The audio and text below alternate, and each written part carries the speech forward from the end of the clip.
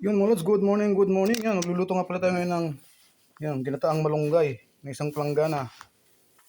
Tapos ito yung ating mga ricado. Ito na mga lods, napiga ko na pala yung nyug. Ito yung pangalawang piga.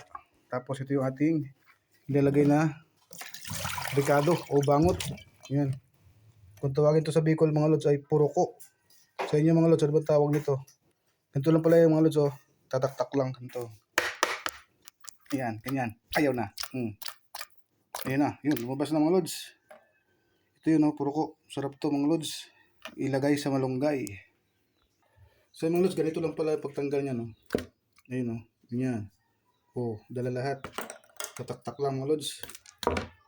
Ganito iba matigas. Iba matigas. Tanggal.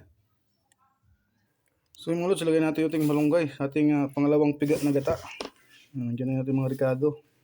Tapos salang natin mga lods. Yung mga lods, sinalang ko na nga pala sa ating mahiwagang kalan. Ating gulay na malunggay. So yun mga lods, natanggal ko na siya lahat sa shell. Tapos natanggal lang ko na rin siya ng ganito. Yan yung kanyang tsapa. Tapos lagyan natin shell. Lalagyan lang natin ito sa ating malunggay. Yung mga lods, lagyan natin siya ng isang dakot na asin. Yun, sarap ito mga lods. Ginataang malunggay. At syempre pwede natin ilagay yung ating puroko na wala na sa shell. Yun, tapos lagyan natin siya ng kakanggata.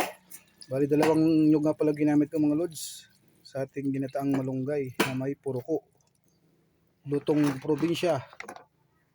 Yun mga lods, luto na yung ating ginataang malunggay na may puroko.